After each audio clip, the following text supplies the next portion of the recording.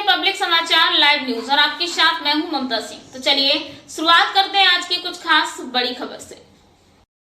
खबर अलीगढ़ से है, जहां धूमधाम से ईद मनाई गई। आपको बता दें, शनिवार सुबह हजारों नमाजियों शाहजमाल की ईदगाह पर नमाज अदा की। इस दौरान ईदगाह के बाहर सड़क पर भी नमाजियों ने नमाज अदा की। सुरक्षा की दृष्टि से पुलिस फोर्स भी तैनात की गई थी। मौके पर जिलाधिकारी और एसएसपी सहित जिले के अधिकारियों के बीच नमाज सकुशल संपन्न कराई गई। वहीं ईदगाह में तादाद से ज़्यादा लोगों ने इत्मीनान से ईद की नमाज अदा की, जिसके उपरांत लोग एक दूसरे को गले मिलकर ईद की बधाइयां देते हुए नजर आए। वहीं मौके पर एसएसपी व डीएम के साथ आला अधिकारियों की भी मौजूदगी में भारी पुलिस बल तैनात रहा। ईद की नमाज के मद्देनजर चप्पे चप्पे पर पुलिस बल तैनात रहा। वहीं आपको बता दें, ईद की नमाज अदा करने के बाद मुल्क में अमन, चैन व भाईचारे की दुआ मांगी गई। वहीं पूरे मामले में शहर मुफ्ती खालिद हामिद ने लोगों को व देशवासियों को ईद की बधाइयां दी। इस मौके पर पूर्व विधायक और मेयर प्रत्याशी हाजी जमीर उल्लाह खान भी ईद की नमाज अदा करने पहुंचे थे। उन्होंने नमाज अदा करने के बाद बताया कि अल्लाह से दुआ मांगी है कि हमारे मुल्क को बुरी नज़र से बचाएं, मुल्क में भाईचारा पैदा करें। और क्या कुछ कहा मीडिया से बात करते हुए, आप सुनिए। किस तरह से आपने ईद अदा की है और क्या दुआएं मांगी है? आज हम लोगों ने 30 रोज़े रखने के बाद में आज 2 रकात नमाज अदा करी और 2 रकात नमाज अदा करने के बाद में अल्लाह की बारगाह में दुआ करी है अल्लाह से कि हमारे मुल्क को बुरी नज़र से बचा, हमारे मुल्क में भाईचारा कायम पैदा कर। जैसे हम सैकड़ों साल से रहते आए यहाँ पर, हिंदू मुसलमान सिख ईसाई वैसे रहते रहे।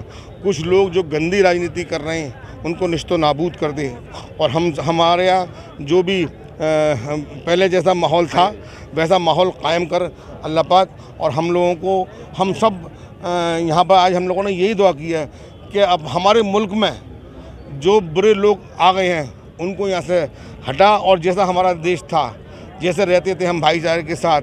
अगर हिंदुओं की बेटी हुआ करती थी तो सबकी बेटी हुआ करती थी, अगर मुसलमान की बेटी हुआ करती थी तो सबकी बेटी हुआ करती थी। हिंदू का चाचा हुआ करता था, सबका चाचा हुआ करता था, और मुसलमान को सब चाचा कहते थे।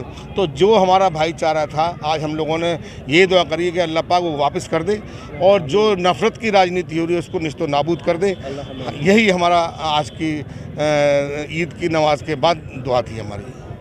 जी क्या कहेंगे, क्या संदेश देता है ये त्योहार? मैं तमाम कौम को, तमाम ज़िला हुक्काम को, म्यूनसिपल बोर्ड के, नगर निगम के एमएनए साहब और तमाम दूसरे हज़रात को यहाँ सारे मौजूद हैं, उन सबको ईद की खसूस मुबारकबाद पेश करता हूँ। आज के दिन बहुत अहम है और इस मौके पर मुसलमानों ने जिस इतिहाद का मुजाहरा किया है वो भी काबिल तारीफ़ है।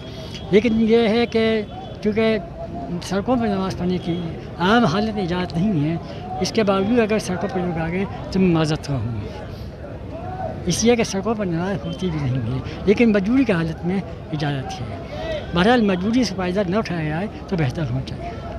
अब इस ये सूरत पेश आ गई है तो मैं इसलिए माज़रत हूँ। ये उम्मीद करता हूँ कि इंशाअल्लाह आइंदा इसका ख्याल रखा जाएगा। हमारी इस बार पूरी कोशिश की, महल्ले के मुख्तलिफ मसाजिद में नमाज हुई और वहाँ पर हुई, लेकिन इतनी बड़ी तादाद में अगर यहाँ लोग इकट्ठा हो गए तो ये इंसान के बस की बात नहीं है, ये तो कुदरत का मामला है। जब उसने इतनी मखलूक पैदा कर दिया, कहाँ जाएंगे वो, नमाज से पढ़ेंगे, लिहाजा खाली माफ़ है। इसके बावजूद मैं क्या नाम इसको करता हूँ और तमाम लोगों को पुरखलूस मुबारकबाद पेश करता हूँ। लोग आपस में प्यार मोहब्बत के थे। मुफ्ती साहब, आपके द्वारा लगातार प्रशासन के द्वारा तमाम अपीलें की गई और तमाम जो लोग को बुला के धर्म गुरुओं से भी कहा गया था, तो क्या लोगों पे कोई इसका असर नहीं हुआ? मैं आज कहता है कि ऐसा है कि मामला सिर्फ शहर के लोगों का नहीं है, देहात के लोगों को भी है। वहाँ तक कोई हमारा कोई लिंक नहीं है। कल मैं शीश साजी भी कहा था, उनसे कह दिया था, तो उन्होंने अपने सतह पर कुछ किया होगा, लेकिन पब्लिक तक ये बात नहीं पहुँची तो क्या करेंगे? पब्लिक तक पहुँचने की ज़रूरत है। तो इसलिए कहने में जो देहात के लोग हैं तो वो हमसे बाकायदा जुड़े नहीं है, उनसे हमारा कोई उतना नहीं है, हमारे पास इनका कोई कॉल नंबर नहीं है, तो इसलिए उनसे बात अब तक इतना नहीं हो सकी है। अब वो देहात के लोग भी यहाँ जाते हैं, गाँवों के लोग आते हैं, तो वो कहाँ जाएंगे? तो प्रशासन के द्वारा कोई इस तरह का वो नहीं किया गया कि उन लोगों तक? उन्होंने कोशिश की है, उन्होंने भी कोशिश की है।